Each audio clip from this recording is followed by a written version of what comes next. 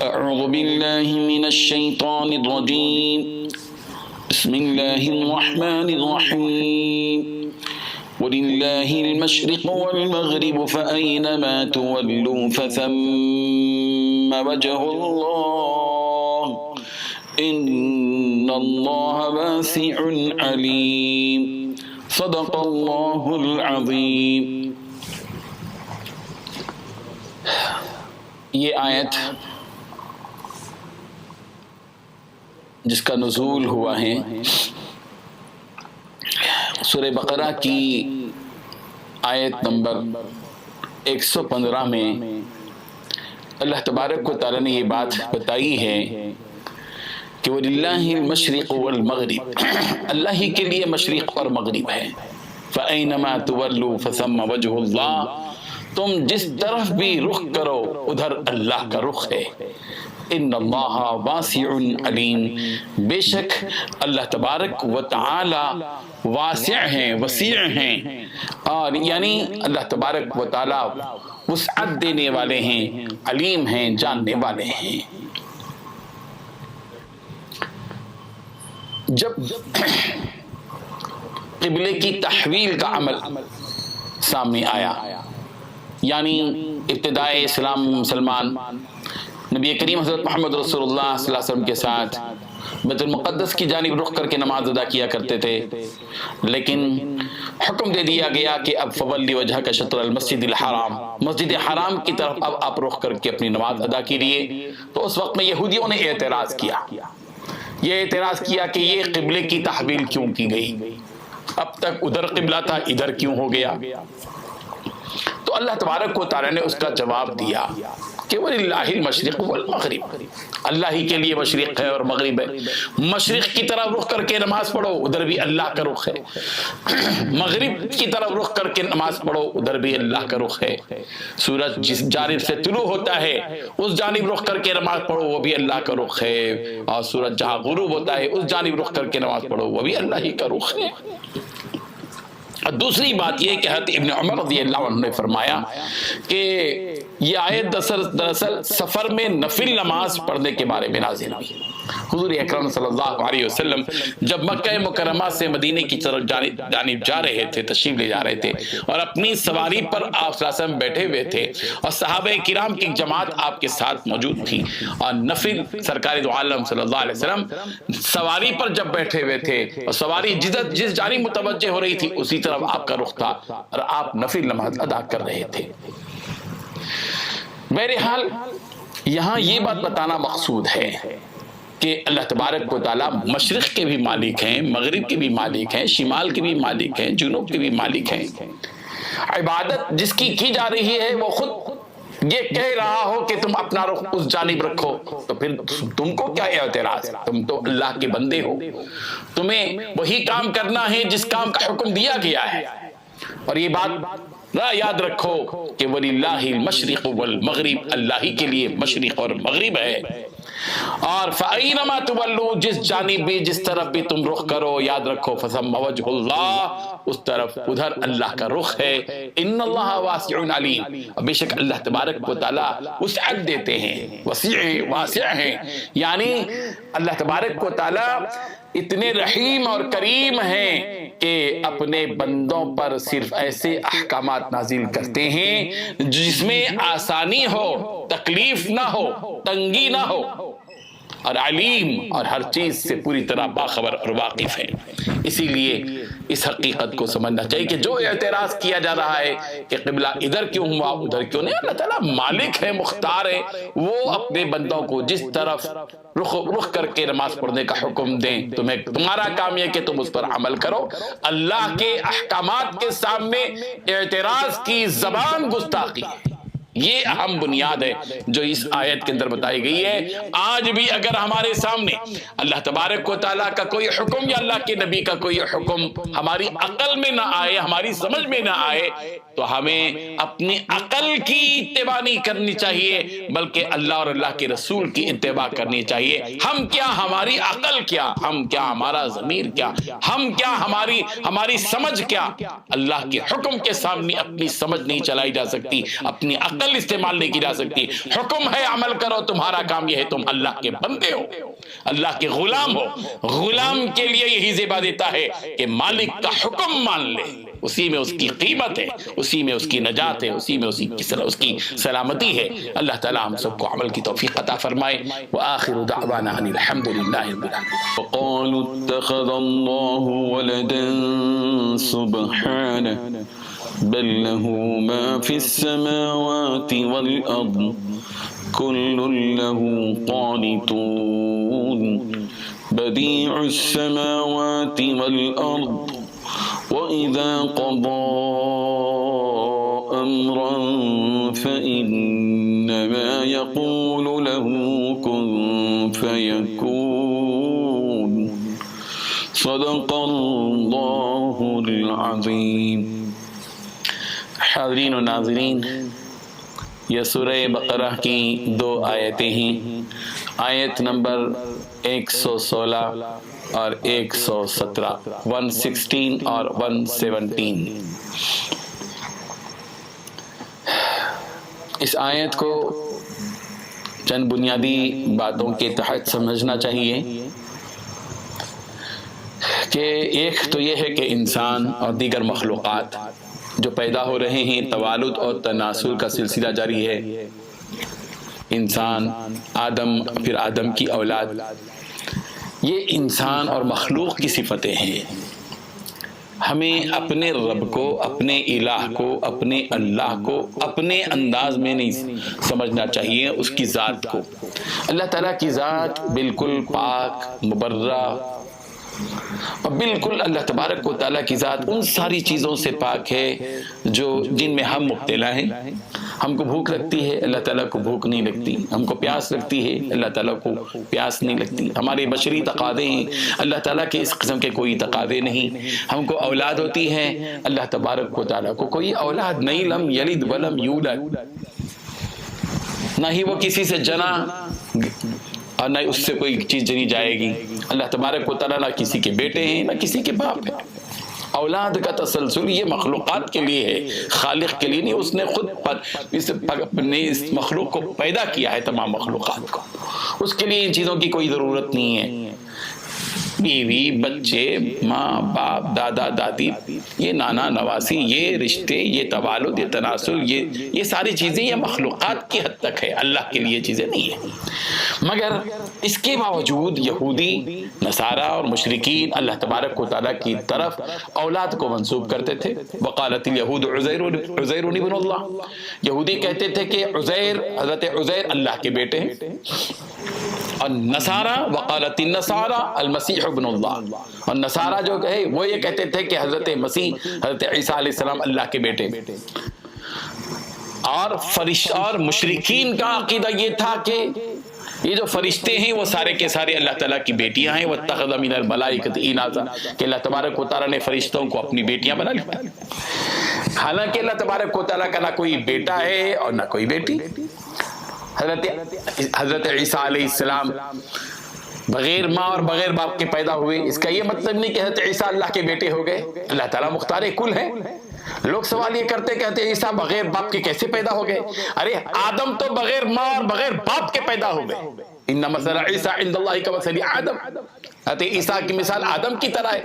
جب آدم کو بغیر ماں اور بغیر باپ کے پیدا ہونے کو تم تسلیم کرتے ہو تو پھر حضرت عیسیٰ کو بغیر باپ کے پیدا کیے جانے کے بارے میں تسلیم کیوں نہیں کرتے؟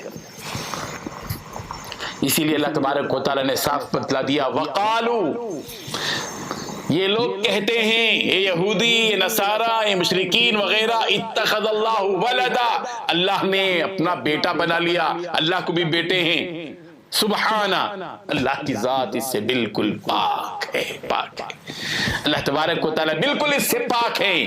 ان سارے جھنجھٹوں سے، ان ساری چیزوں سے اللہ کی ذات کو مت ملاؤ. اللہ کی ذات اس سے بالکل پاک ہے. سبحانہ.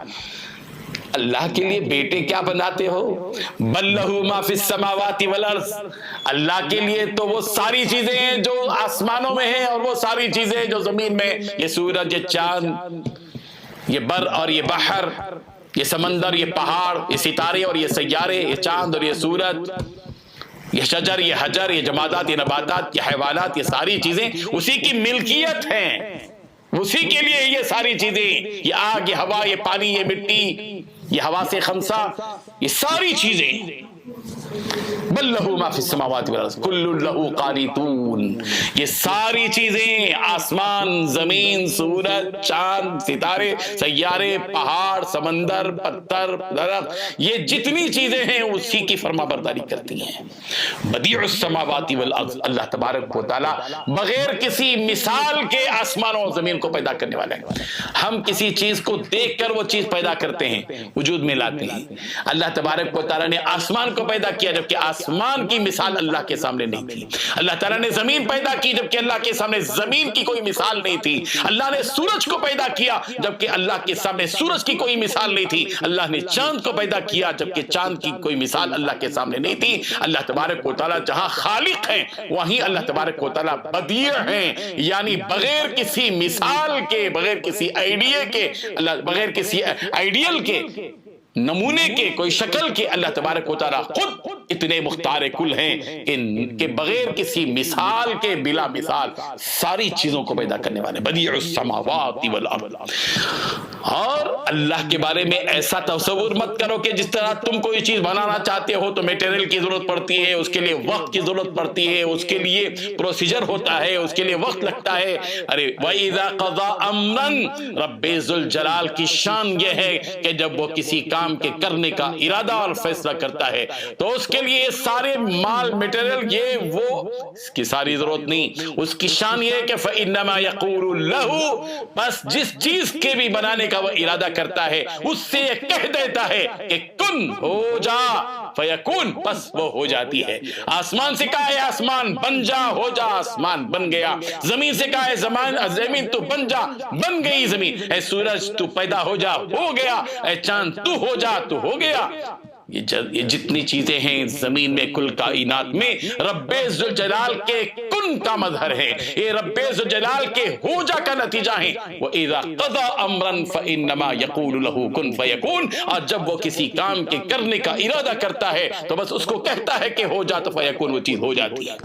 یہ ہے اللہ کی شان۔ اللہ تعالیٰ کو اپنے کمزور نگاہوں سے، اپنی کمزور عقل سے اللہ تعالیٰ کو اپنے جیسا تصور مت کرو۔ وہ ان ساری چیزوں سے اعلیٰ سے تو بالکل پاک، سبحان ہے، سبحان اللہ، اللہ کی ذات بالکل پاک ہے۔ اللہ کی پاکی کو سامنے رکھ کر اپنی زندگی کو گزارو، تم پاک رہو گے، ورنہ تمہاری ذہنیت گندی ہو جائے گی۔ اللہ تبارک و تعالیٰ ہم سب کو اس کی پاکی کو، اس کے تقدس کو، اس کی عظمت کو، اس کی بڑائی کو، اس کی کبریائی کو، اس کے مرتبے کو، اس کی عظمت کو سمجھنے کی توفیق عطا فرمائے۔ وآخر دعوانا ان الحمد لله رب العالمين۔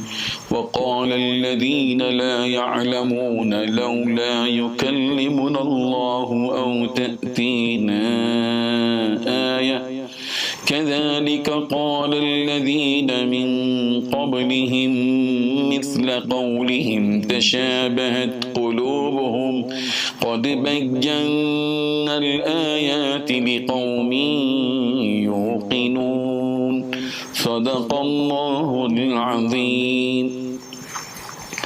حاضرین و ناظرین، یہ سورہ بقرہ کی ایک آیت ہے، آیت نمبر 118 118۔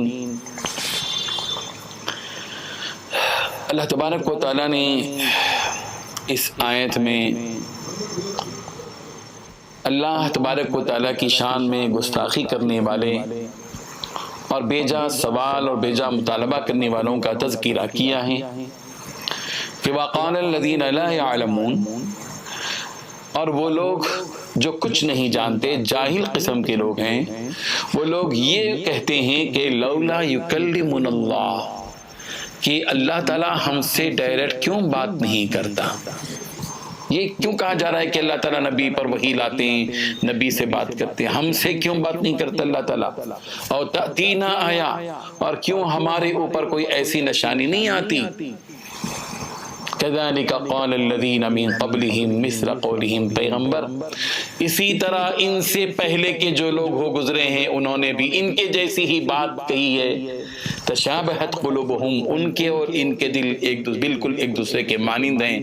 قد بینا الآیات لقوم یوقنون، ہم نے آیتیں اپنی صاف طور پر ظاہر اور باہر کر دی ہیں ان لوگوں کے لیے جن کے دلوں میں یقین موجود ہے. اس سلسلے میں مفسرین کی ایک رائے یہ ہے کہ یہ اعتراض جو کیا گیا تھا کہ ہم کو اللہ تبارک و تعالی ہم سے کیوں بات نہیں کرتے، یہ دراصل مشرکین نے اعتراض کیا تھا. اور بعض روایتوں میں ہے کہ یہ یہود و نصارہ کا مطالبہ تھا، انہوں نے یہ مطالبہ کیا تھا کہ اللہ تعالی ہم سے کیوں بات نہیں کرتے.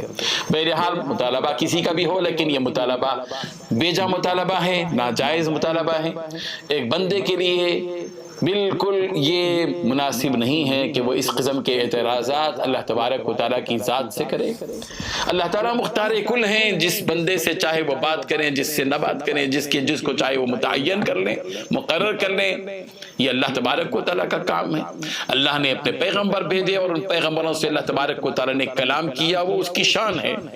ہر ایرے غیرے نہ تو غیرے سے بات کرنا ضروری نہیں ہے. اللہ تبارک و تعالیٰ قادر مطلق اور مختار کل ہیں. ان کی سرزمین ہے، ان کا زمین، ان کی زمین، ان کا آسمان، ان کا چاند، ان کا سورج، ان کی زمین، ان کی کل کائنات، وہی مالک ہیں، وہی خالق ہیں. ان کو کون پکڑ سکتا ہے، گرفت کر سکتا ہے، اور ان سے کون مطالبہ کر سکتا ہے کس کو حق ہے؟ ہم تو بندے ہیں اور بندوں کو بندگی ہی جچتی ہے اور سجتی ہے.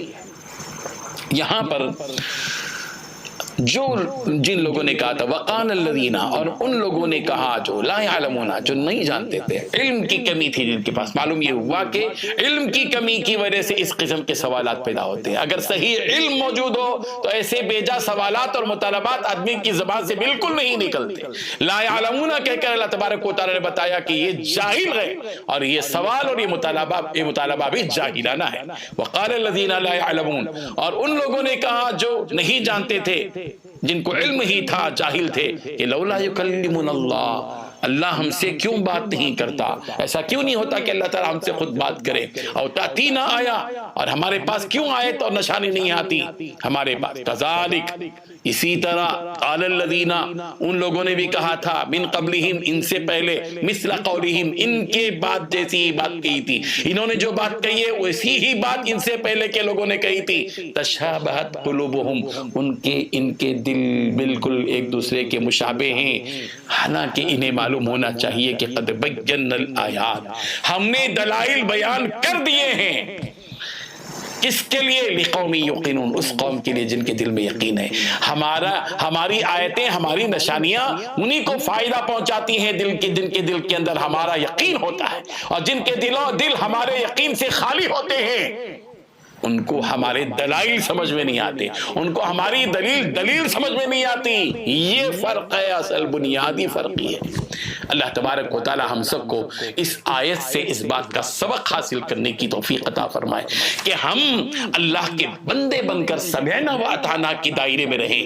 ہمارا کام اللہ خالق اور مالک پر اعتراض کرنا نہیں ہے. چھوٹی سی حکومت دنیا میں چلتی ہے، کوئی وزیر اعظم بنتا ہے، صدر جمہوریہ بنتا ہے، ہم اس کے پر اعتراض کرتے ہیں تو مجرم ہیں. اور تو یہ کل کائنات کے خالق اور مالک پر ہم اگر اعتراض کریں، اس کی ذات پر ہم اعتراض کریں، تو کیا ہم مجرم نہیں بنیں گے؟ یہ جرم ہے، یہ جرم کی بات ہے کہ اللہ کی شان میں، اللہ کے سامنے ہم کسی بھی قسم کا ایسا کوئی مطالبہ کریں جو مطالبہ بالکل درست نہ ہو. اللہ تعالی ہم سب کو اس کی عظمت کو سمجھنے کی توفیق عطا فرمائے، اور ایمان کامل اور یقین کامل اللہ تعالی ہمارے دلوں میں کدھر ڈال دے. وآخر دعوانا ان الحمدللہ رب العالمین. إنا أرسلناك بالحق بشيرا ونذيرا ولا تسأل عن أصحاب الجحيم. صدق الله العظيم. حاضرین و ناظرین، یہ سورہ بقرہ کی آیت نمبر 119 ہے، 119. اللہ تبارک و تعالیٰ نے اس آیت میں حضور اکرم صلی اللہ علیہ وسلم کو ایک طرف اس بات سے آگاہ کیا ہے کہ ان کا منصب کیا ہے، ان کا عہدہ کیا ہے. آپ صلی اللہ علیہ وسلم کو کس حیثیت سے اس دنیا کے اندر بھیجا گیا ہے، اور دوسری طرف حضور اکرم صلی اللہ علیہ وسلم کو اس بات کی تسلی دی گئی ہے کہ جو لوگ آپ کی بات کو تسلیم نہیں کرتے اور اپنا ٹھکانہ دوزخ بناتے ہیں، ان لوگوں کے سلسلے میں حضور اکرم صلی اللہ علیہ وسلم کو تسلی دی گئی ہے۔ سب سے پہلے اللہ تبارک و تعالیٰ یہاں یہ بات بیان فرماتے ہیں کہ پیغمبر انا ارسلناک بالحق، ہم نے آپ کو حق کے ساتھ بھیجا ہے۔ سب سے پہلی بات یہ ہے یہاں جو ہم کو ملتی ہے وہ یہ کہ انا ارسلناک، اے پیغمبر ہم نے آپ کو بھیجا ہے۔ اس کا یہ واضح مطلب ہے کہ حضور صلی اللہ علیہ وسلم اپنے سے اس دنیا میں نہیں آئے، میں آیا نہیں ہوں، بلایا گیا ہوں، میں آیا نہیں ہوں، میں بھیجا گیا ہوں۔ اللہ کے نبی صلی اللہ علیہ وسلم آخری پیغمبر ہیں، رسول ہیں، بھیجے گئے ہوئے ہیں، اللہ کی طرف سے فرستادہ ہیں، بھیجے گئے ہیں، اور یہ عام انسان نہیں ہے بلکہ ایک نبی ہیں، نہ صرف نبی بلکہ نبیوں کے سردار ہیں، اور صرف نبیوں کے سردار نہیں بلکہ آخری پیغمبر ہیں کہ آپ کے بعد کوئی پیغمبر اس دنیا کے اندر نہیں آئے گا۔ اللہ تعالیٰ نے یہاں فرمایا انا ارسلناک، ہم نے آپ کو بھیجا، اور ہم نے آپ کو جب بھیجا ہے تو اس خاص وصف کے ساتھ بھیجا ہے، بالحق، حق بات دے کر بھیجی ہے، دین حق دے کر بھیجا ہے، کلام حق دے کر بھیجا ہے، ایک ایسی پیاری شریعت دے کر بھیجی ہے جو حق پر مبنی ہے۔ ہم نے باطل کی کوئی آمیزش آپ کے ساتھ نہیں کی ہے، حق والا کلام آپ کے اوپر اتارا ہے۔ لا یاتیہ الباطل من بین یدیہ ولا من خلفہ، ایک ایسا کلام دے کر بھیجا ہے کہ اس کلام کے سامنے سے پیچھے سے باطل کبھی آ نہیں سکتا۔ ایسی پیاری کتاب ہم نے آپ کو دے کر بھیجی ہے، حق کے ساتھ اس دنیا میں ہم نے آپ کو بھیجا۔ پہلی بات تو اللہ تعالیٰ نے یہ بات بتائی، اور دوسری بات اللہ تعالیٰ نے یہ بات بتائی کہ بشیرا و نذیرا، ہم نے پیغمبر آپ کو بشیر اور نذیر بنا کر بھیجا ہے۔ بشیر کس کو کہتے ہیں، نذیر کس کو کہتے ہیں؟ بشیر خوشخبری دینے والے کو کہتے ہیں، نذیر ڈرانے والے کو کہتے ہیں۔ حضور اکرم صلی اللہ علیہ وسلم کو اللہ تعالیٰ نے بیک وقت بشیر بھی بنایا، نذیر بھی بنایا۔ آپ خوشخبری دینے والے تھے، کس کے لیے خوشخبری دینے والے تھے؟ آپ صلی اللہ علیہ وسلم اس شخص کو خوشخبری دیتے تھے جو ایمان لے آتا تھا، اعمال صالحہ اختیار کرتا تھا، اس کو اس بات کی خوشخبری دیتے تھے کہ دیکھو تمہارے لیے جنت ہے، تمہارے لیے اللہ تبارک و تعالیٰ کی جانب سے جنت کا تحفہ ملے گا، اللہ کی رضا ملے گی، اللہ کی مغفرت ملے گی، اس کی رحمتیں اور برکتیں ملے گی، بشارت دیتے تھے حضور صلی اللہ علیہ وسلم۔ اور ان لوگوں کے لیے وہ نذیرہ، ڈرانے والے، ان لوگوں کے لیے ڈرانے والے جو ایمان سے بالکل عاری اور خالی شرک، کفر و نفاقی اور فسق و فجور کی زندگی جو گزارتے ہیں، ان لوگوں کے لیے دوزخ کی خبر دینے والے، دوزخ کی خبر دینے والے، دوزخ سے ڈرانے والے بنا کر بھیجا۔ اللہ کے نبی صلی اللہ علیہ وسلم نے لوگوں کو ڈرایا، دیکھو یہ کام اگر تم کرو گے، شرک کرو گے، نفاق پر زندگی گزارو گے، کفر کرو گے، تو پھر تو اس فسق و فجور، اس کفر اور اس شرک کی وجہ سے اللہ تبارک و تعالیٰ تم کو دوزخ میں ڈالے گا۔ دوزخ سے ڈرایا۔ بیک وقت اللہ کے نبی صلی اللہ علیہ وسلم کا منصب آپ کا یہ ہے کہ آپ بشیر بھی ہے، نذیر بھی ہیں۔ انا ارسلناک بالحق بشیرا و نذیرا، اے پیغمبر ہم نے آپ کو بھیجا ہے حق کے ساتھ، اور بشیر اور نذیر بنا کر، خوشخبری دینے والا اور ڈرانے والا بنا کر۔ اس کے بعد اللہ تبارک و تعالیٰ نے نبی کریم صلی اللہ علیہ وسلم کو تسلی دی ہے۔ حضور اکرم صلی اللہ علیہ وسلم جب لوگوں کو دین کی دعوت دیتے تھے، ماننے والوں نے مانا، تسلیم کیا، ایمان کے دائرے میں داخل ہو گئے، اور بہت سے لوگوں نے انکار کیا، کفر کے دائرے میں رہے۔ حضور اکرم صلی اللہ علیہ وسلم کا دل بہت گھٹتا تھا۔ فَلَعَلَّكَ بَاخِعٌ نَفْسَكَ عَلَىٰ آثَارِهِمْ إِن لَّمْ يُؤْمِنُوا بِهَٰذَا الْحَدِيثِ أَسَفًا، پیغمبر کہیں آپ اپنے آپ کو ہلاک نہ کر ڈالیں ان کے غم میں کہ یہ لوگ آپ جس دین کی طرف اور ایمان کی طرف آپ ان کو بلا رہے ہیں، وہ لوگ آپ کی اس دین کو قبول نہیں کر رہے ہیں، تو آپ کا دل گھٹتا ہے، ہمیں معلوم ہے، آپ کے دل کو بہت تکلیف ہوتی ہے، آپ بہت رنجیدہ، ملول اور غمزدہ ہوتے ہیں، ہمیں اس کا علم ہے۔ پیغمبر آپ بہت زیادہ غمگین مت ہو جائیے پیغمبر، آپ اپنا خیال رکھیے۔ فذکر، آپ نصیحت کے لیے آپ کا کام ہے، ان علیک الا البلاغ، آپ کا کام جو ہے صرف پہنچانا ہے، آپ کا کام دعوت ہے، آپ کا کام تبلیغ ہے، آپ کا کام سمجھانا ہے، آپ کا کام نصیحت کرنا ہے۔ بس آپ فذکر انما انت مذکر، آپ بس نصیحت کرنے والے ہیں، لست علیہم بمسیطر، آپ ان کے اوپر داروغہ نہیں ہیں۔ فانما علیک البلاغ، آپ کا کام، آپ کی ذمہ داری پہنچانا ہے۔ وعلینا الحساب، جو بات نہیں مانے گا اس کا محاسبہ کرنا، اس کا حساب کرنا، یہ تو ہماری ذمہ داری ہے۔ اس لیے اللہ تبارک و تعالیٰ نے یہاں تسلی سرکار کو دی کہ ولا تسأل عن اصحاب الجحیم، جہنم میں جانے والوں کے بارے میں آپ سے سوال نہیں ہوگا، آپ سے مواخذہ نہیں ہوگا کہ یہ جہنم میں کیوں چلے گئے اتنے لوگ، اتنی بڑی بڑی جماعت دوزخ میں کیوں چلی گئی؟ ہم آپ سے نہیں پوچھیں گے اس سلسلے میں، آپ کا کام بس یہ ہے کہ آپ دین کی دعوت دیجیے، کام کو پہنچے۔ آج بھی نبی کے ماننے والوں کا کام یہ ہے کہ وہ تبلیغ کریں، لوگوں کو دعوت دیں۔ جہاں ہم آپس میں تبلیغ کر رہے ہیں، غیر مسلموں تک بھی بات پہنچائیں، ہلکے پھلکے انداز میں اللہ نے جو توفیق دے رکھی ہو، جتنی معلومات دے رکھی ہوں، ہم چلتے پھرتے بھی غیر مسلموں کے ساتھ گفتگو کرتے ہوئے دین کیا ہے، اللہ کیا ہے، ایمان کیا ہے، آخرت کیا ہے، اللہ کی حقیقت کیا ہے، اپنے موٹے موٹے الفاظ ہی میں بیان کر دیں، تبلیغ کریں، ان لوگوں تک پہنچائیں۔ ہماری ذمہ داری ہے کہ ہم ان تک اسلام کو پہنچائیں۔ ماننا نہ ماننا یہ ان کے اپنا کام ہے، ان کا کام ہے۔ نہیں مانیں گے تو یہ ہمارے لیے اساس آخرت ہے، اور اگر نہیں مانیں گے تو وہ ان کے لیے مصیبت ہے، وبال ہے۔ اللہ تبارک و تعالی ہم سب کو اس ذمہ داری کو سمجھنے کی توفیق عطا فرمائے۔ وآخر دعوانا ان الحمد للہ رب العالمین۔ ولن ترضى عنك اليهود ولا النصارى حتى تتبع ملتهم قل إن هدى الله هو الهدى ولئن اتبعت أهواءهم بعد الذي جاءك من العلم ما لك من الله من ولي ولا نصير صدق الله العظيم۔ حاضرین و ناظرین، یہ سورہ بقرہ کی آیت نمبر 120 ہے، 120۔ اللہ تبارک و تعالی نے حضور اکرم صلی اللہ علیہ وسلم کو اس حقیقت سے آگاہ کیا ہے کہ یہ جو یہودی ہیں اور یہ جو نصارہ ہیں، یہ آپ سے اس وقت تک راضی اور خوش نہیں ہوں گے جب تک کہ آپ ان کے دین کی اتباع نہ کر لیں۔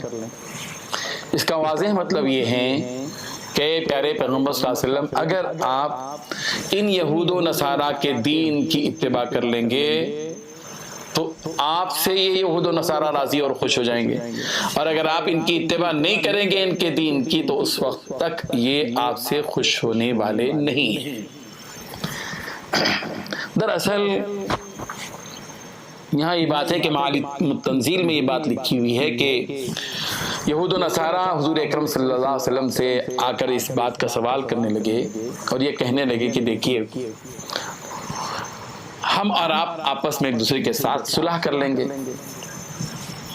ایسی صلح کر لیں گے کہ کچھ چیزوں میں آپ نیچے اتر جائیے اور کچھ چیزوں میں ہم نیچے اتر جائیں گے، آپ کچھ چیزوں میں ڈھیل دے دیجیے، اس طرح ہمارے اور آپ کے درمیان میں مفاہمت ہو سکتی ہے، سمجھوتا ہو سکتا ہے۔ ظاہر ہے کہ یہ ناممکن سی چیز ہے، اس لیے کہ حضور اکرم صلی اللہ علیہ وسلم جو دین پیش کر رہے ہیں وہ آفاقی دین ہے، وہ اللہ کا حکم ہے، اور یہود و نصارہ جس دین کی طرف بلا رہے ہیں، جس میں تعریف کیے ہوئے ہیں، وہ تو ان کا اپنا دین ہے بنایا ہوا۔ حضور صلی اللہ علیہ وسلم کیسے اس معاملے میں مفاہمت کر سکتے ہیں، کیسے ان کی دین سے راضی اور خوش ہو سکتے ہیں؟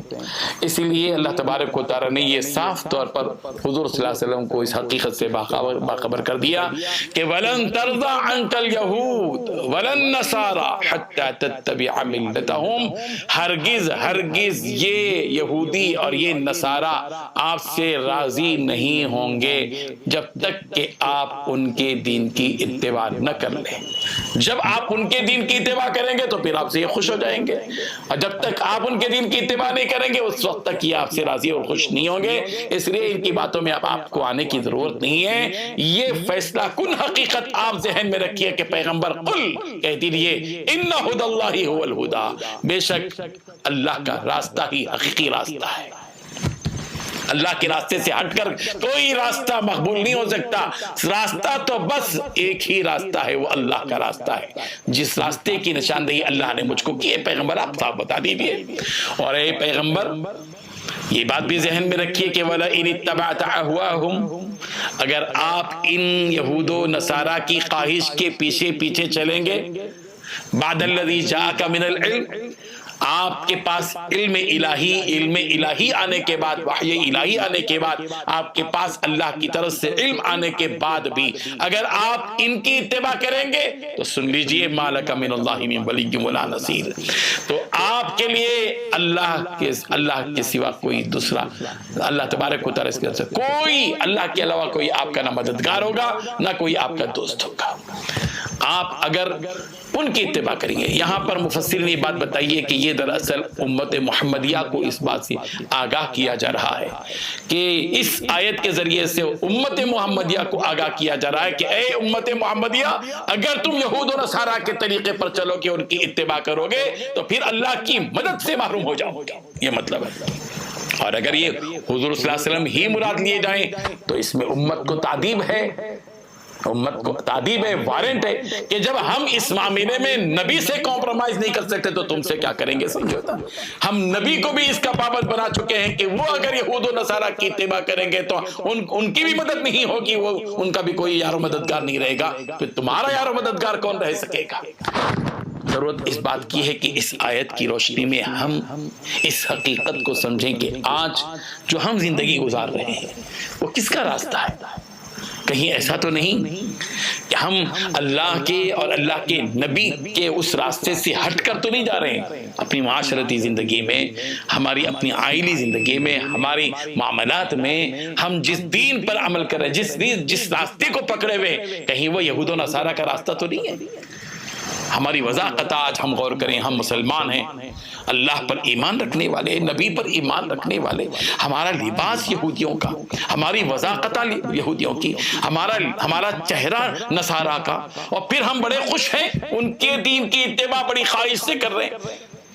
ہم ان کو راضی اور خوش کرنے کے لیے ہم اللہ کی ناراضگی بول رہے ہیں۔ یہ قابل غور بات ہے مسلمانوں، صرف مسجد کے اندر کی 4 رکعت نمازیں یہ ہمارے دین کو مکمل نہیں کرتی۔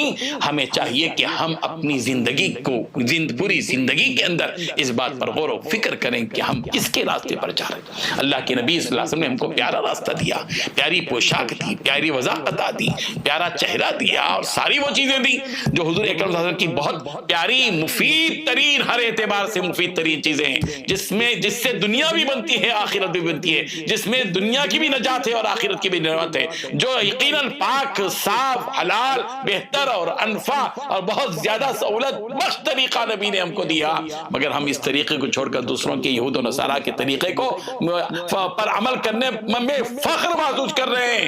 یہ بہت گستاخی کی بات ہے۔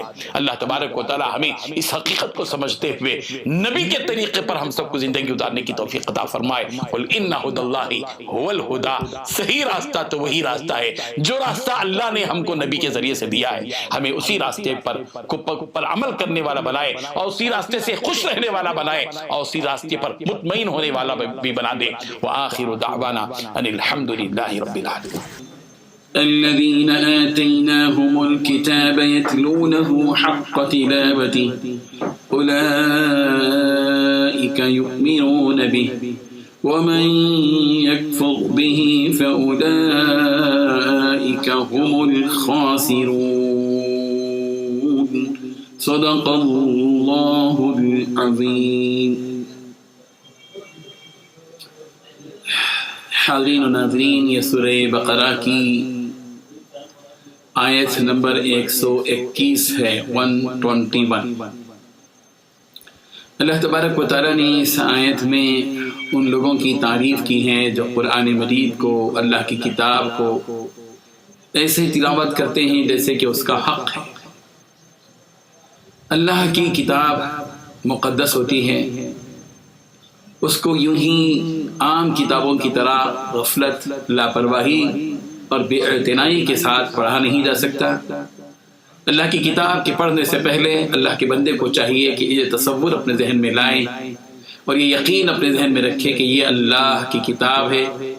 اللہ تعالیٰ نے جو زمین اور آسمان کا خالق اور مالک ہے، اپنے پیارے حبیب حضرت محمد رسول اللہ صلی اللہ علیہ وسلم پر اس کتاب کو اتارا ہے۔ جبرائیل امین اس کتاب کو لے آئے ہیں، یہ وہ کتاب ہے جو حق پر مبنی ہے، باطل کی کوئی آمیزش اس کلام میں موجود نہیں ہے۔ اس یقین کے ساتھ اللہ کے بندے جب اس کتاب کی تلاوت کرتے ہیں تو پھر اللہ کو یہ اس کا تلاوت کرنا بڑا ہی پیارا لگتا ہے، اور اس کا کلام اس کی وہ تلاوت اللہ تبارک و تعالیٰ کی رضا کا ذریعہ بن سکتی ہے۔ ضرورت اس بات کی ہے کہ ہم اللہ کی کتاب کو صحیح معنی میں پڑھیں۔ اللہ تعالیٰ نے تعریف کی ہے ان لوگوں کی، الذین آتیناہم الکتاب، وہ لوگ جن کو ہم نے کتاب عطا کی، یہ وہ لوگ ہیں جو یتلونہ، اس کتاب کی تلاوت کرتے ہیں، حق تلاوتہ، جیسے کہ اس کی تلاوت کا حق ہے، یعنی اللہ کی کتاب کی تلاوت کرتے ہوئے تلاوت کا جو حق ہے اس حق کو ادا کرتے ہیں۔ کون لوگ ہیں وہ؟ ایسی یعنی اللہ تعالیٰ نے ایسے مومنوں کی تعریف کی ہے جو اس کتاب کی اچھی طرح تلاوت کرتے ہیں۔ تلاوت کا حق کیا ہے؟ حضرت عبداللہ ابن عباس رضی اللہ عنہ سے مروی ہے، وہ بیان فرماتے ہیں کہ اللہ کی کتاب میں جن چیزوں کو حلال قرار دیا ہے ان حلال چیزوں پر عمل کیا جائے، اور جن چیزوں کو حرام قرار دیا جائے اس سے گریز کیا جائے، یہ ہے اللہ کی کتاب۔ کہ اللہ تبارک و تعالیٰ کی کتاب کی تلاوت کی جائے تو اس انداز میں اللہ تعالیٰ کی کتاب کی تلاوت کی جائے کہ حلال کو حلال سمجھے، اس پر عمل کرے، اس کو اختیار کرے، اور جو حرام ہے اس کو حرام سمجھے اور اس سے گریز کرے۔ اور اسی طریقے سے قرآن کو اس طرح پڑھیں جیسا کہ اللہ تبارک و تعالیٰ نے نازل کیا، اور اس کی کلمات میں کسی بھی قسم کی کوئی تحریف نہ کرے اپنی طرف سے، اور پھر اس کے معنی میں کوئی تبدیلی نہ کرے۔ قرآن مجید کی تلاوت ایسی کرے کہ وہ اس کا ایک ایک حرف، اس کے جو اوصاف، اس کے جو حرف کے صفات ہیں، اس کے جو مخارج ہیں، ان مخارج کا لحاظ رکھتے ہوئے پڑھے۔ اسی کو تجوید کہتے ہیں، ترتیل کہتے ہیں۔ اللہ تعالیٰ نے فرمایا وَرَتِّلِ الْقُرْآنَ تَرْتِيلًا، قرآن مجید کو ترتیل کے ساتھ پڑھو، تجوید کے ساتھ پڑھو۔ ضرورت اس بات کی ہے کہ ان حقائق کو سمجھیں۔ حضرت عمر رضی اللہ عنہ نے فرمایا کہ اللہ کی تلاوت اس کا حق ادا کرتے ہوئے ادا کرنے کا مطلب یہ ہے کہ جب رحمت والی آیتیں سامنے آئیں تو اللہ تبارک و تعالیٰ سے بھیک مانگی جائے کہ اللہ ہم سب پر یہ رحمت کا نزول فرما، اس سے رحمت کی بھیک مانگی جائے۔ اور جب عذاب کا تذکرہ کسی آیت میں آ جائے تو آدمی پیچھے ہٹے اور یہ اللہ سے کہے کہ اللہ تعالیٰ اس عذاب سے ہم سب کی حفاظت فرما دے، اللہ تبارک و تعالیٰ کی پناہ مانگے اس عذاب سے جس عذاب کا تذکرہ اس آیت میں کیا گیا ہے۔ اور یہ ہے وہ باتیں کہ اللہ تعالیٰ نے فرمایا الذین آتیناہم الکتاب، وہ لوگ، وہ مومن و مسلمان جن کو ہم نے کتاب عطا کی، یتلونہ، اس کی تلاوت کرتے ہیں، حق تلاوتہ، جیسے کہ اس کی تلاوت کا حق ہے، جیسے کہ صحابہ کرام رضوان اللہ تعالی علیہم اجمعین، تابعین، تبع تابعین اللہ کی کتاب کی تلاوت اسی طرح حق کرتے تھے جیسے کہ اس کا حق تھا۔ اولئک یؤمنون بہ، یہ وہ لوگ ہیں جو اللہ کی کتاب پر ایمان رکھتے ہیں۔ اور یہ بات اللہ تعالیٰ نے وعید کے طور پر بتا دی اس قرآن مجید اس کتاب کے سلسلے میں، وَمَن يَكْفُرْ بِهِ، اور جو کوئی اس کتاب کو نہ مانے گا، کفر کرے گا، انکار کرے گا، اللہ کی اس کتاب کا انکار کرے گا، اس کو سن لینا چاہیے ایسے لوگوں کو کہ فَأُولَئِكَ هُمُ الْخَاسِرُونَ، ایسے ہی لوگ خسارے میں ہیں، نقصان میں۔ اللہ تبارک و تعالیٰ ہم سب کو اس کی اس کتاب کو تجوید کے ساتھ اور ترتیل کے ساتھ اور مخارج کے ساتھ جس انداز میں پڑھنے کا حکم دیا گیا ہے اس انداز میں پڑھنے کی کوشش کریں۔ بڑے افسوس کی بات ہے کہ بچپن میں ہم جس طرح بے پرواہی کے ساتھ اللہ کی کتاب کو پڑھتے تھے 55 میں بھی پڑھ رہے، عمر 55 سال ہو گئی، 50 سال ہو گئی، اسی خرابی کے ساتھ اللہ کی کتاب کی تلاوت ہم کر رہے ہیں، نہ مخارج ادا کر رہے ہیں، نہ ان الفاظ کو جن اوصاف اور صفات کے ساتھ ادا کرنا چاہیے وہ ادا کر رہے ہیں۔ کہاں سے عین نکلتا ہے، کہیں کہاں سے حا نکلتا ہے، مخارج کیا ہیں، ضاد کا مخرج کیا ہے، صاد کا مخرج کیا ہے، سین کا مخرج کیا ہے، حا کا مخرج کیا ہے، تا کا مخرج کیا ہے، طا کا مخرج کیا ہے، ہر مخرج کو الگ الگ اس کے انداز میں پڑھنا چاہیے۔ اگر مخارج کا لحاظ نہیں رکھا گیا، تا کے بجائے تو پڑھ لیا، ضاد کے بجائے ذات پڑھ لیا، جو بھی ہو، تو ظاہر بات ہے کہ اس سے معنی میں فرق پڑتا ہے۔ اور اللہ کی کتاب کے معنی میں فرق پڑے، ایسی تلاوت کریں تو ظاہر ہے کہ یہ تلاوت ہمارے لیے اجر کا ذریعہ نہیں بلکہ گناہ ہوگا۔ اسی لیے علامہ جزری نے فرمایا والأخذ بالتجوید حتم لازم من لم یجود القرآن آثم، کہ تجوید کا اختیار کرنا تلاوت قرآن میں لازمی ہے، ضروری ہے، اور جو کوئی تجوید کے ساتھ اللہ کی کتاب کو نہیں پڑھے گا وہ گنہگار ہے۔ یہی وجہ ہے فرما گیا رب قارئ یقرأ القرآن والقرآن یلعنہ، بہت سے ایسے پڑھنے والے قرآن مجید کے ہیں جو قرآن تو پڑھتے ہیں مگر قرآن ان کے اوپر لعنت کرتا ہے۔ اللہ تعالیٰ ہم سب کی حفاظت فرمائے۔ قرآن مجید کو تجوید کے ساتھ ترتیل کے ساتھ پڑھیں، اس کے لیے استاد مقرر کریں، علماء کے ساتھ بیٹھیں اور اہل علم سے قرآن مجید کو قراء سے علم کو حاصل کریں۔ اللہ تعالیٰ عمل کی توفیق عطا فرمائے۔ وآخر دعوانا الحمد للہ رب العالمین۔ یا بنی اسرائیل اذکروا نعمتی التي انعمت علیکم وانی فضلتکم علی العالمین واتقوا يوما لا تجزي نفس عن نفس شيئا ولا يقبل منها عدل ولا تنفعها شفاعة ولا هم ينصرون صدق الله العظيم۔ حاضرین و ناظرین، یہ سورہ بقرہ کی 2 آیتیں ہیں، آیت نمبر 122 اور 123، 122 اور 123۔ اللہ تبارک و تعالیٰ نے اس آیت میں بنی اسرائیل سے خطاب کرتے ہوئے انہیں ان نعمتوں کو یاد کرنے کا حکم دیا ہے جو نعمتیں ان کے اوپر کی گئی تھیں۔ یوں تو سورہ بقرہ کی آیت نمبر 40 میں بھی اللہ تبارک و تعالیٰ نے بنی اسرائیل کو اس بات کا حکم دیا تھا کہ وہ ان نعمتوں کو یاد کریں جو نعمتیں ان کے اوپر کی گئی ہیں۔ بالکل اسی طرح سورہ بقرہ کی آیت نمبر 47 میں بھی اللہ تبارک و تعالیٰ نے بنی اسرائیل کو ان کو دی گئی نعمتوں کے یاد کرنے کا حکم دیا، اور یہاں آیت نمبر 122 میں بھی اللہ تبارک و تعالیٰ بنی اسرائیل سے وہی کہہ رہے ہیں، مکرر کہہ رہے ہیں، بار بار کہہ رہے ہیں کہ بنی اسرائیل یاد کرو نعمتوں کو جو نعمتیں تمہارے اوپر کی گئیں۔ یا بنی اسرائیل اذکروا نعمتی التی انعمت علیکم، اے بنی اسرائیل، یا بنی اسرائیل اذکروا، یاد کرو نعمتی، میری اس نعمت کو، التی، جس نعمت کو انعمت علیکم، میں نے تمہارے اوپر کیا۔ آپ جانتے ہیں کہ سورہ بقرہ کی آیت نمبر 40 سے لے کر 123 تک اللہ تعالیٰ نے مسلسل بنی اسرائیل اور اہل کتاب یہود اور نصارہ سے متعلق مختلف باتیں اور مختلف ہدایات اور مختلف وعدے اور وعیدوں کی مختلف باتیں ان سے کی گئی۔ مسلسل یہ آیتیں 84 آیتیں اہل کتاب کے سلسلے میں، بنی اسرائیل کے سلسلے میں، یہود و نصارہ کے سلسلے میں مسلسل آتی گئی۔ اب گویا یہ اختتام ہے اس کا جو تسلسل چل رہا تھا بنی اسرائیل کے سلسلے میں، اہل کتاب کے سلسلے میں۔ یہاں اللہ تبارک و تعالیٰ بنی اسرائیل سے کہہ رہے ہیں کہ اے بنی اسرائیل یاد کرو میری ان نعمتوں کو، جو نعمتیں میں نے تمہارے اوپر کی، وَأَنِّي فَضَّلْتُكُمْ عَلَى الْعَالَمِينَ، اور میں نے تم کو دنیا جہاں میں فوقیت اور فضیلت عطا کی۔ اللہ تعالیٰ نے بنی اسرائیل کو دوسری مختلف قوموں پر فوقیت اور فضیلت عطا کی، مگر بنی اسرائیل تھی کہ ان تمام نعمتوں کو اوڑے ہوئے ہونے کے باوجود اسی کی نافرمانی کرتی تھی جس نے ان کو یہ نعمتیں عطا کی۔ ناشکری، خباثت، رذالت، شرارت ان کا درجہ امتیاز تھا، ان کی زندگی کا یہی کام تھا۔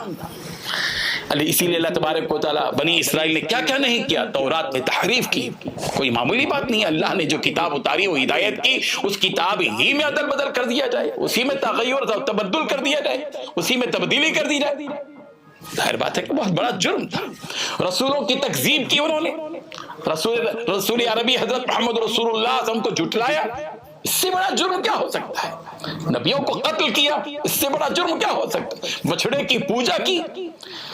تو اللہ تبارک و تعالیٰ اسی لیے ڈرا رہے ہیں بنی اسرائیل کو، وَاتَّقُوا يَوْمًا، اے بنی اسرائیل ڈرو اس دن سے، ڈرو اس دن سے، ایک دن آنے والا ہے۔ کیا تم یہ سمجھتے ہو کہ یوں ہی زندگی گزارتے چلے جاؤ گے؟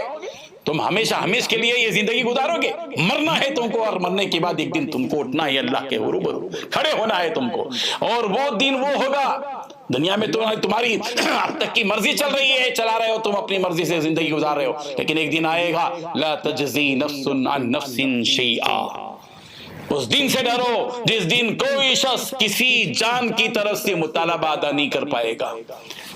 یہ نہیں کہہ سکے گا کہ میری طرف سے جو ہے نا فلاں کی طرف سے مجھے لے لیا جائے اور مجھے عذاب دے دیا جائے اور مطالبہ ان کی طرف سے ہو. نہیں، کوئی نہیں، نہ بیوی، نہ بچہ، نہ شوہر، نہ باپ، نہ ماں، نہ کوئی کسی کے کام نہیں آئے گا. کوئی کسی کی طرف سے مطالبہ ادا نہیں کر پائے گا اور نہ ہی کسی کی ولا یقبل منها عدل، اور نہ ہی کسی کی طرف سے جان کا کوئی بدلہ قبول کیا جائے گا. کچھ نہیں، وہاں سب اللہ کا چلے گا.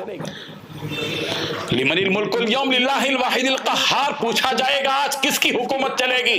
کوئی جواب نہیں دے پائیں گے، سب خاموش ہو جائیں گے، سب کی بولتی بند ہو جائے گی. اور پھر اللہ خود کہیں گے کہ ایک ہی اللہ کی حکومت آج چلے گی جو قہار ہے، جو زبردست ہے. اللہ فرما رہے ہیں وَلَا تَنْفَعُهَا الشَّفَاعَةُ، اور اس دن اس نفس کو کسی کی سفارش اس کے کام نہیں آئے گی. وَلَا تَنْفَعُهَا الشَّفَاعَةُ، اور کسی بھی نفس کو کسی کی سفارش کام نہیں آئے گی. وَلَا هُمْ يُنصَرُونَ، اور نہ اس دن مدد کیے جائیں گے. اس دن سے اللہ تبارک و تعالیٰ بنی اسرائیل سے خطاب کر کے ڈرا رہے ہیں، اور یہی ڈر ہم سب کے اندر بھی پیدا ہونا چاہیے. یہ نہ سمجھیں کہ یہ صرف بنی اسرائیل کے لیے، یہ تو پوری امت کے ان افراد کے لیے ہے جو اس آخرت کے دن کے ڈر سے غافل ہو کر زندگی بسر کر رہے ہیں. اللہ ڈرا رہے ہیں واتقوا یوما، ڈرو اس دن سے، ڈرو اس دن سے. بڑا خطرناک وہ دن ہوگا، بڑا عجیب اور بھیانک دن ہوگا، جس دن اللہ کے علاوہ کسی اور کی نہیں چلے گی، صرف اسی کی سفارش چلے گی جس کی اجازت اللہ تبارک و تعالیٰ دے. ورنہ عام طور پر کوئی کسی کی سفارش نہیں کر پائے گا. کسی کی سفارش، کسی کی شفاعت قبول نہیں کی جائے گی، اور نہ اس کی سفارش اس کو نفع دے گی. ڈرنا چاہیے اس دن سے. یہ دنیا ہے 60 سالہ، 70 سالہ، 80 سالہ، 100 سالہ، زیادہ سے زیادہ آدمی کتنے دن جیے گا؟ 110، 120، 140 سال تک جیے گا. اس کے بعد تو ریکارڈ ہو جائے گا اس کا. لیکن ایک نہ ایک دن تو مرنا ہے. مرنے کے بعد قیامت جب قائم ہوگی تو سب کو ایک دن کھڑے ہونا ہے. اس دن کھڑے ہونا ہے اور اپنے کیے ہوئے اعمال کا جواب ہم سب کو دینا ہے. اور کوئی وہاں اس دن کسی کا بوجھ نہیں اٹھائے گا. وَلَا تَزِرُ وَازِرَةٌ وِزْرَ أُخْرَىٰ. دنیا میں تو کوئی کسی کا بوجھ اٹھا لیتا ہے، مسافر ساتھی اپنے مسافر بھائی کا بوجھ اٹھا لیتا ہے، بیوی شوہر کا بوجھ اٹھا لیتی ہے، شوہر بیوی کا بوجھ اٹھا لیتا ہے، باپ بیٹے کا بوجھ اٹھا لیتا ہے، بیٹا باپ کا بوجھ اٹھا لیتا ہے. لیکن کل قیامت کا دن جب کا دن آئے گا تو اس دن کوئی کسی کا بوجھ نہیں اٹھائے گا. ہر ایک کو اپنے گناہوں کا بوجھ اٹھانا پڑے گا. اللہ تعالی ہم سب کو قیامت کے اس دن سے حقیقی معنی میں ڈرنے کی توفیق عطا فرمائے. وآخر دعوانا ان الحمد للہ رب العالمین. وَإِذِ ابْتَلَىٰ إِبْرَاهِيمَ رَبُّهُ بِكَلِمَاتٍ فَأَتَمَّهُنَّ قَالَ إِنِّي جَاعِلُكَ لِلنَّاسِ إِمَامًا قَالَ وَمِن ذُرِّيَّتِي قَالَ لَا يَنَالُ عَهْدِي الظَّالِمِينَ. صدق اللہ العظیم. حاضرین و ناظرین، یہ سورہ بقرہ کی آیت نمبر 124 ہے، 124. اللہ تبارک و تعالیٰ نے اس آیت میں حضرت ابراہیم علیہ السلام کا تذکرہ کیا ہے. حضرت ابراہیم علیہ السلام کا تذکرہ اب آگے آتا جائے گا. مسلسل آیتیں اسی سلسلے میں ہیں.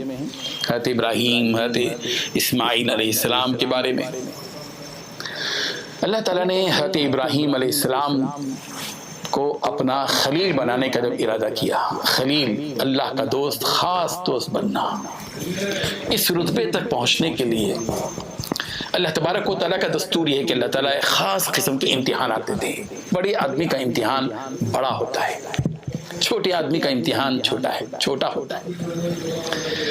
اللہ تبارک و تعالیٰ نے انبیاء کا جو امتحان لیا وہ بہت کڑا تھا. حضرت ایوب علیہ السلام کا امتحان آپ جانتے ہیں کیسے ہوا. حضرت یوسف علیہ السلام کن کن مراحل سے گزرے، ان کا کتنا کڑا امتحان تھا، کڑی آزمائش تھی. حضرت موسیٰ علیہ السلام کی بھی کڑی آزمائش، مختلف مراحل سے گزرے. حضور اکرم صلی اللہ علیہ وسلم کی زندگی کو ہم جانتے ہیں کہ تمام نبیوں میں سب سے زیادہ اللہ کے نبی صلی اللہ علیہ وسلم کو ستایا گیا، تکلیفیں دی گئی، آزمائش. حضرت ابراہیم علیہ السلام کی بھی اللہ تبارک و تعالیٰ نے آزمائش کی، چند کلمات کے ذریعے، کچھ عنوانات کے، کچھ حالات کے ذریعے، کچھ حالات دے کر، کچھ احکامات دے کر اللہ تبارک و تعالیٰ نے حضرت ابراہیم علیہ السلام کی آزمائش کی. اسی حقیقت کو اللہ تعالیٰ نے یہاں بیان کیا ہے، وَإِذْ اس وقت کو یاد کرو جب کہ ابتلا آزمائش کی ابراہیم کی ربہ ان کے پروردگار نے، اس وقت کو یاد کرو جب کہ ان کے پروردگار نے ان کی ابراہیم کی آزمائش کی بکلمات، چند کلمات کے ذریعے، فَأَتَمَّهُنْ انہوں نے اس آزمائش کو یا ان کلمات کو پورا کر کے بتلایا۔ حضرت ابراہیم علیہ السلام کی آزمائش کیوں ہوئی؟ ظاہر ہے کہ آزمائش جو ہوتی ہے وہ تو اللہ تعالیٰ کو معلوم ہے کہ کون کتنا بزدل ہے، کون کتنا حلیم ہے، کون کتنا برداشت کرنے والا ہے، کون کتنا متقی، اللہ کو معلوم ہے، لیکن یہ ایک تربیت کے لیے ہوتا ہے اور آنے والی امتوں کے سبق کے لیے ہوتا ہے، ان کے اوپر حالات ڈال کر اللہ تعالیٰ نے امتحان لیا چند کلمات کے ذریعے۔ وہ کیا کیا کلمات تھیں ہم جانتے ہیں کہ حضرت ابراہیم علیہ السلام پر کیا کیا آزمائش آئی۔ ابتدا ہی سے ایک بت پرست گھر میں پیدا ہوئے، باپ بت پرست، بت ساز، بت فروش، ایک ایسے گھرانے میں حضرت ابراہیم علیہ السلام کی پیدائش ہوئی جس میں ان کے باپ، ان کے خاندان کے لوگ بت بنا بھی رہے ہیں، بت بیچ بھی رہے ہیں اور اس بت کی پوجا بھی کر رہے ہیں۔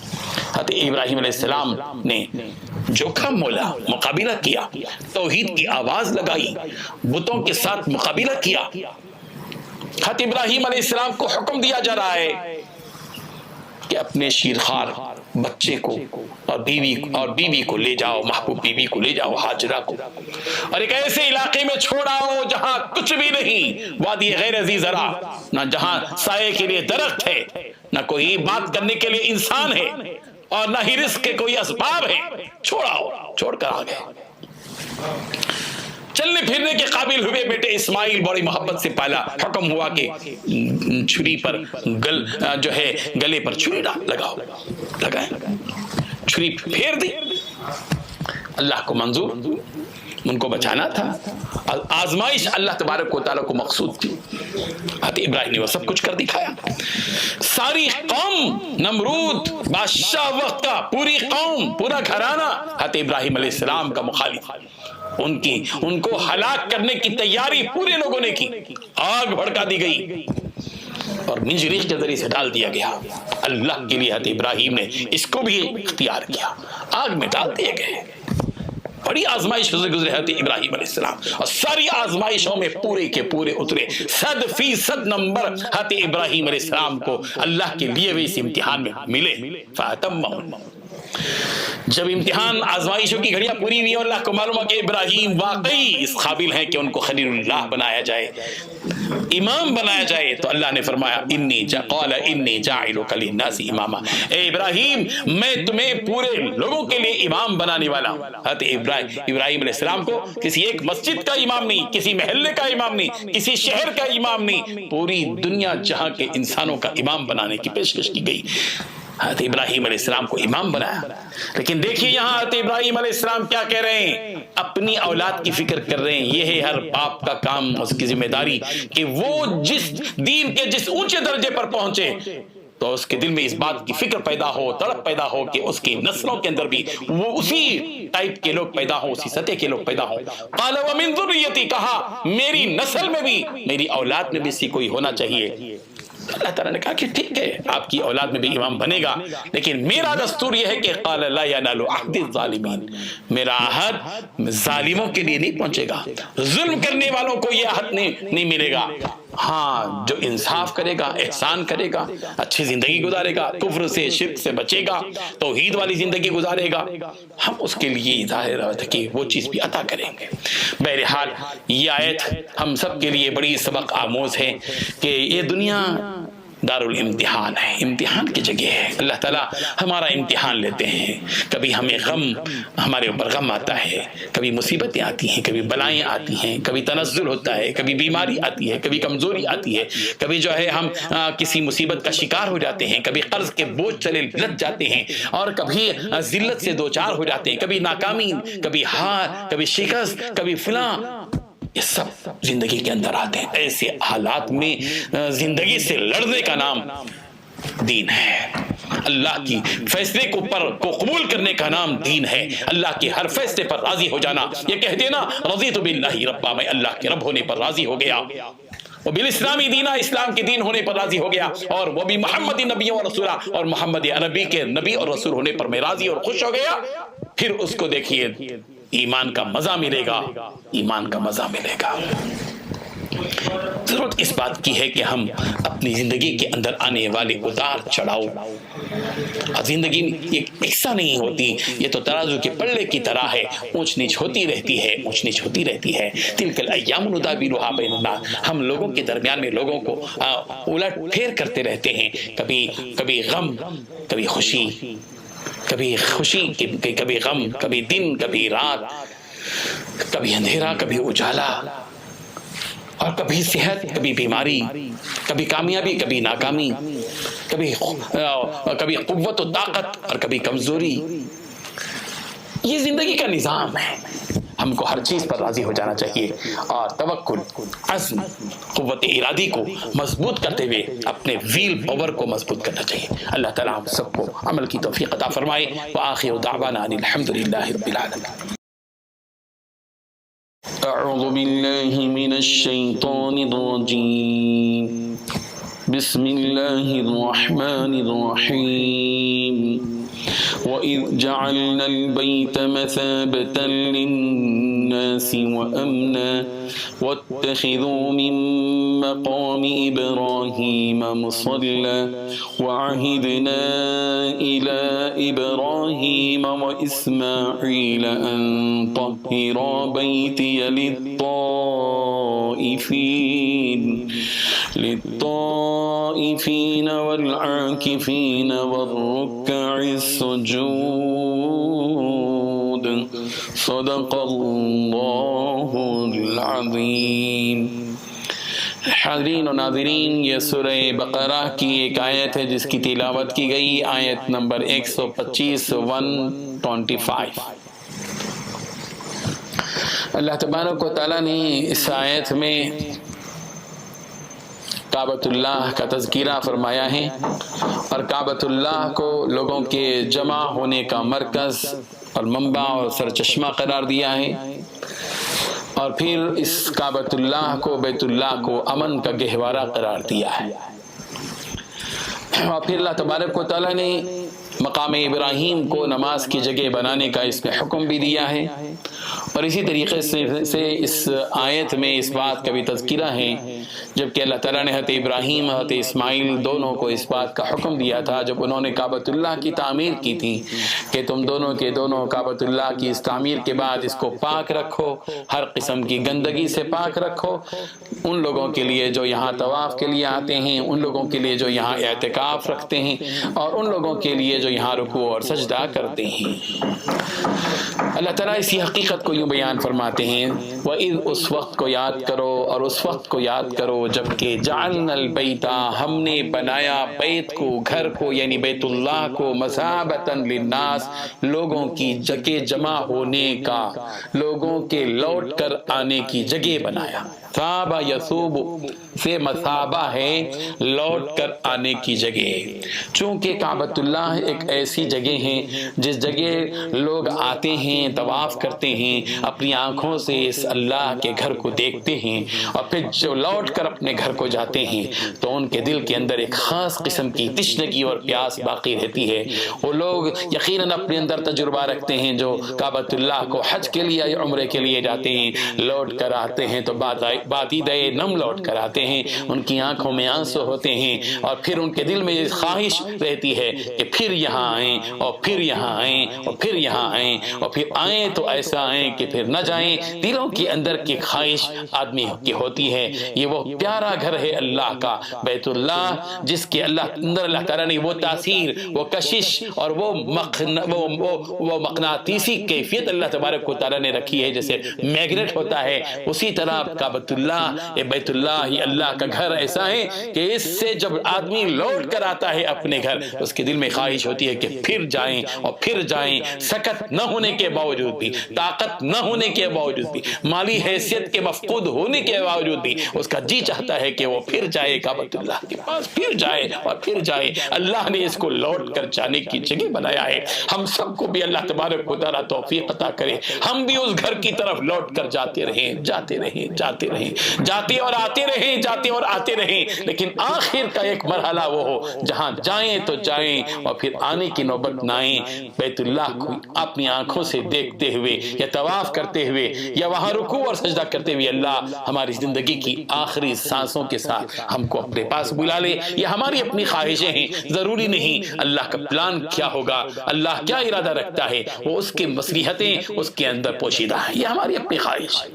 بہرحال وَإِذْ جَعَلْنَا الْبَيْتَ مَثَابَةً لِلنَّاسِ وَأَمْنًا، اس وقت کو یاد کرو جبکہ ہم نے بیت اللہ کو لوگوں کے لیے جمع ہونے کا، لوٹ کر آنے کی جگہ بنایا، مجمع کی جگہ بنایا، وَأَمْنًا، اور دوسرا اعزاز کعبۃ اللہ کے لیے یہ ہے کہ ہم نے اس کو امن کا گہوارہ بنایا۔ یہاں امن ہی امن ہے، امن ہی امن رہا ہے۔ زمانے جاہلیت میں عرب کے لوگ لڑا کرتے تھے، بڑی بڑی جنگیں ہوتی تھی، آپس میں برسوں تک لڑتے تھے، لیکن بیت اللہ پر کبھی حملہ آور نہیں ہوئے۔ زمانے جاہلیت میں بھی اس کعبۃ اللہ کا تقدس موجود تھا، مشرکین بھی اس کو اپنی نظروں میں ایک عظمت کی نگاہ سے اس کو دیکھا کرتے تھے، اور کعبۃ اللہ امن کی جگہ رہا آج تک کی تاریخ میں، اور آج بھی امن کی جگہ ہے، اور انشاءاللہ قیامت تک بھی اس میں امن رہے گا۔ اس کے بعد اللہ تبارک و تعالیٰ نے فرمایا وَاتَّخِذُوا مِن مَقَامِ إِبْرَاحِيمَ مُصَلًّى، اور تم مقام ابراہیم کو نماز کی جگہ بناؤ۔ یہ مقام ابراہیم کیا ہے؟ مقام ابراہیم کی تعریف یہ ہے کہ حضرت ابراہیم علیہ السلام جب خانہ کعبہ کی تعمیر کر رہے تھے تو ایک پتھر پر کھڑے ہو کر تعمیر کر رہے تھے، اور جس پتھر پر کھڑے ہو کر وہ تعمیر کرتے تھے زینے کے طور پر، سیڑھی کے طور پر گویا اس پتھر کا استعمال ہوتا تھا۔ حضرت اسماعیل گارا، مٹی، چونا جو بھی لا کر دیتے تھے اور اینٹیں لا کر دیتے تھے، حضرت ابراہیم علیہ السلام اینٹوں پر اینٹیں رکھ کر کعبۃ اللہ کی دیواریں بناتے تھے۔ اور وہ پتھر کعبۃ اللہ کی تعمیر کے بعد حضرت ابراہیم علیہ السلام نے کعبۃ اللہ بیت اللہ کے دروازے سے متصل دیوار سے لگا کر رکھ دیا تھا، اور وہ پتھر وہیں پر تھا ایک زمانے تک، رسول کریم صلی اللہ علیہ وسلم کے زمانے میں بھی تھا، حضرت ابوبکر صدیق رضی اللہ عنہ کے خلافت کے دور میں بھی تھا، حضرت عمر فاروق رضی اللہ عنہ کی خلافت کے دور میں بعض روایتوں میں یہ آتا ہے کہ سیلاب آ گیا تو پتھر بہ گیا تھا، اسی پتھر کو حضرت عمر لائے اور اس جگہ پر رکھا جس جگہ پر آج وہ پتھر موجود ہے، مقام ابراہیم کے نام سے جو بنی ہوئی ہے وہ حیات، وہ اس کے اندر وہ پتھر ہے، اور حضرت ابراہیم علیہ السلام کے قدموں کے نشان اس میں موجود ہیں۔ 2 رکعت نماز وہاں نماز پڑھنے کا حکم دیا، وَاتَّخِذُوا مِن مَقَامِ إِبْرَاهِيمَ مُصَلًّى، مقام ابراہیم کو نماز کی جگہ بناؤ، یا اسی لیے جب طواف کرتے ہیں تو مقام ابراہیم کے پاس حجاج کرام اور عمرہ کرنے والے طواف کے بعد جو ہے وہاں 2 رکعت نماز ادا کرتے ہیں۔ اس کے بعد اللہ تبارک و تعالی نے فرمایا وَعَهِدْنَا إِلَىٰ إِبْرَاهِيمَ وَإِسْمَاعِيلَ أَن طَهِّرَا بَيْتِيَ لِلطَّائِفِينَ وَالْعَاكِفِينَ وَالرُّكَّعِ السُّجُودِ، اور ہم نے عہد لیا اور ہم نے حکم بھیجا کے معنی میں یہاں پر، اور ہم نے ابراہیم اور اسماعیل دونوں کو اس بات کا حکم بھیجا کہ ان طَهِّرَا، کہ تم دونوں کے دونوں پاک کرو، بیتیا میرے گھر کو، للطائفین طواف کرنے والوں کے لیے، والعاکفین اور اعتکاف کرنے والوں کے لیے، والرکع اور رکوع کرنے والوں کے لیے، والرکع السجود اور رکوع اور سجدہ کرنے والوں کے لیے، نماز پڑھنے والوں کے لیے اس کو صاف رکھو۔ کعبۃ اللہ کو پاک رکھنے کا مطلب ہر قسم کی گندگی سے، کفر سے، شرک سے، فسق سے، فجور سے، نفاق سے، اور ہر قسم کی گندی باتوں سے، اور پھر ظاہری ناپاکی سے بھی اس کعبۃ اللہ کو پاک رکھو۔ معلوم یہ ہوا کہ اللہ کے گھروں کو پاک رکھنا چاہیے۔ یہ بتایا کہ الحمدللہ مسلمان اللہ کے گھروں یعنی مسجدوں کو بھی پاک رکھتے ہیں، ان لوگوں کے لیے جو وہاں تلاوت کتاب کے لیے اور نماز کے لیے، تسبیح کے لیے اور دیگر عبادتوں کے لیے وہاں آتے ہیں۔ اللہ تبارک و تعالی ہم سب کو کعبۃ اللہ کی عظمت کو سمجھنے کی توفیق عطا فرمائے، اور بار بار ہمیں اس کعبۃ اللہ کو اپنی آنکھوں سے دیکھنے کی اسباب بھی پیدا فرما دے۔ وآخر دعوانا ان الحمد للہ رب العالمین۔ وَإِذْ قَالَ إِبْرَاهِيمُ رَبِّ اجْعَلْ هَٰذَا بَلَدًا آمِنًا وَارْزُقْ أَهْلَهُ مِنَ الثَّمَرَاتِ مَنْ آمَنَ مِنْهُمْ بِاللَّهِ وَالْيَوْمِ الْآخِرِ قَالَ وَمَنْ كفر فأمتعه قليلا ثم أضطره إلى عذاب النار وبئس المصير صدق اللہ العظیم۔ حاضرین و ناظرین، یہ سورہ بقرہ کی آیت نمبر 126 ہے، 126۔ حضرت ابراہیم علیہ السلام نے کعبۃ اللہ کی تعمیر کے وقت اور تعمیر کے بعد پروردگار عالم سے جو دعائیں کی تھیں ان کے تذکرے ان آیات میں چل رہی ہیں۔ حضرت ابراہیم علیہ السلام نے اپنے پروردگار سے دعا فرمائی۔ سب سے پہلی دعا یہ فرمائی کہ میرے پروردگار اس شہر کو امن کی جگہ بنا دیجیے۔ وَإِذْ قَالَ إِبْرَاهِيمُ، اور اس وقت کو یاد کرو جبکہ حضرت ابراہیم علیہ السلام نے کہا رب اجعل هذا بلدا آمنا، اے میرے پروردگار اس شہر کو یعنی مکہ مکرمہ کی سرزمین کو امن کی جگہ بنا دیجیے۔ یہ پہلی دعا ہے یہاں اس آیت کی میں جن دعاؤں کا تذکرہ انہیں پہلی دعا یہ ہے کہ اللہ تبارک و تعالیٰ اس شہر کو امن کی جگہ بنا دے۔ یہی وجہ ہے کہ وَمَن دَخَلَهُ كَانَ آمِنًا، اللہ تبارک و تعالیٰ نے ایک اور جگہ فرمایا جو کوئی اس میں داخل ہو گیا وہ امن والا بن گیا، امن کے ساتھ زندگی بسر کرنے والا بن گیا۔ اور دوسری جو دعا حضرت ابراہیم علیہ السلام نے فرمائی وہ یہ کہ وَارْزُقْ أَهْلَهُ مِنَ الثَّمَرَاتِ مَنْ آمَنَ مِنْهُمْ بِاللَّهِ وَالْيَوْمِ الْآخِرِ، اے میرے پروردگار مکے والوں کو ورزق رزق دے، اہلہ مکے والوں کو، من الثمرات پھلوں میں سے، من آمن منہم باللہ والیوم الآخر مکے والوں میں جو ایمان والے ہیں ان کو، جو اللہ پر اور آخرت کے دن پر ایمان رکھتے ہیں ان کو اے اللہ تبارک و تعالیٰ پھل عطا فرمائیے، پھلوں میں سے حصہ عطا فرمائیے۔ ذرا غور کیجیے، یہاں حضرت ابراہیم علیہ السلام یہ ایک دعا کر رہے ہیں، وہ دعا یہ کر رہے ہیں کہ اللہ تعالیٰ ایک تو ایک اس شہر کو امن کی جگہ بنائیے،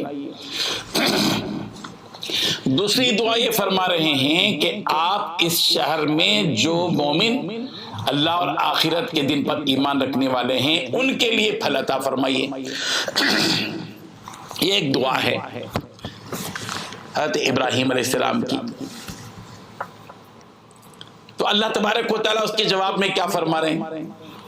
ظاہر ہے کہ اللہ تعالیٰ یہ کہیں گے کہ ابراہیم ہم نے آپ کی دعا کو قبول کر لیا، ہم مکے والوں میں سے جو ایمان والے ہیں ان کو ہم پھر صرف پھل دیں گے، لیکن اللہ تعالیٰ نے جواب جو دیا وہ انسانیت کی بنیاد والا جواب ہے۔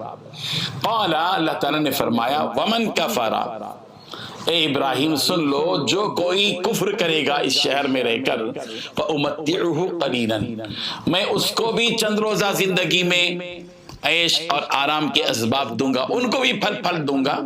آپ صرف ایمان والوں کے لیے دعا کر رہے ہیں، ہم رب العالمین ہیں، الحمدللہ رب العالمین، تمام تعریف اس کے لیے جو عالموں کا پروردگار ہے، ہم سب کو روزی دینے والے رب ہیں، صرف ایمان والوں کو نہیں، اس لیے جو کوئی کفر بھی کرے گا اس شہر کے اندر ہم اس کو بھی چند روزہ زندگی کا ساز و سامان دیں گے، لیکن ثم اضطروا الی عذاب النار، مگر جو کوئی کفر کرے گا اس کو ہم کھینچ کر لے آئیں گے دوزخ کی عذاب کی طرف، وہ بئس المصیر، اور وہ بہت برا ٹھکانہ ہے۔ یہاں اللہ تبارک و تعالیٰ نے جو بات بتائی ہے وہ قابل غور بات یہ ہے کہ اللہ تبارک و تعالیٰ کی نعمتیں جو ہیں، اللہ تعالیٰ کی جو رحمت کی بارش برستی تو صرف مسلمانوں پر ایمان والوں پر نہیں برستی، وہ بارش سب کے لیے برستی ہے۔ اس کا سورج سب کو روشنی دیتا ہے، سب کو گرمی دیتا ہے، اس کا چاند جو ہے سب کو چاندنی فراہم کرتا ہے، اس کے جو زمین میں پیدا ہونے والے پھل پھلاریاں درخت ہیں وہ سارے درخت، یہ سارے درخت سارے انسانوں کے لیے بلکہ پوری مخلوقات کے لیے ہیں۔ اسی لیے حضرت ابراہیم علیہ السلام نے جب یہ کہا کہ اللہ تعالیٰ اس شہر میں بسنے والے ایمان والوں کو آپ پھل عطا فرمائیے، تو اللہ تعالیٰ نے فرمایا ایمان والوں کو تو دیں گے ہی، اسی کے ساتھ ساتھ چند روزہ زندگی کا جو ساز و سامان ہے، چند روزہ زندگی کے لیے تھوڑا بہت جو پھل پھلاریوں والا معاملہ یہ تو ہم دنیا میں کافروں کو بھی دیں گے۔ رہی بات یہ کہ کافر اور مومن میں فرق یہ کہ مومن کو دنیا میں بھی ملے گا، آخرت میں بھی ملے گا، اور کافر کو صرف دنیا میں ملے گا، آخرت میں اس کا کوئی حصہ نہیں ہوگا۔ وہ جب ہمارے پاس آئے گا اور ہم جب اس کو کھینچ کر لے آئیں گے، اس کے لیے سوائے دوزخ کے عذاب کا مزہ چکھنے کے کسی اور نعمت کے مزہ چکھنے کا کوئی موقع ہم فراہم نہیں کریں گے۔ یہ ایک سبق ہے ہم سب کو سیکھنے کا کہ دنیا میں جب بھی ہم کوئی خدمت کا کام کریں وہ انسانیت کی بنیاد پر کریں۔ رب ذوالجلال جب دنیا تقسیم کرتے ہیں تو مذہب کو نہیں دیکھتے، وہاں انسانیت کی بنیاد پر دیکھتے ہیں۔ اللہ تبارک و تعالی ہر شخص کو دیتے ہیں، ہر شخص کو دیتے ہیں، ہر شخص کو پال رہے ہیں، ہر ایک کسی کو اللہ تبارک و تعالی اللہ تعالیٰ چاہتے تو صرف ایمان والوں کو جو ہے ان کی بھوک مٹاتے اور کافروں کو بھوکا رکھ کے سڑا دیتے۔ نہیں، اللہ تبارک و تعالی مختار کل اور قادر مطلق ہے۔ اس کا انداز یہ ہے کہ وہ رب العالمین ہے، عالموں کے پروردگار ہے۔ اللہ کے اخلاق کو اختیار کرتے ہوئے ہمارا بھی معاملہ جو خدمت خلق سے متعلق ہوگا، لوگوں کے ساتھ ہمدردی کا ہوگا، وہ سارے ہی لوگوں کے ساتھ ہماری ہمدردی رہے گی۔ اور رہا معاملہ وہ آخرت کا، وہ تو اللہ تبارک و تعالی جاننے والے ہیں۔ اللہ تبارک و تعالی ایمان والوں کو آخرت میں حصہ عطا کریں گے اور آخرت میں کافروں کے لیے کوئی حصہ نہیں ہوگا۔ اللہ تعالی ہمیں اس حقیقت کو سمجھنے کی توفیق عطا فرمائے۔ وآخر دعوانا ان الحمد للہ رب العالمین۔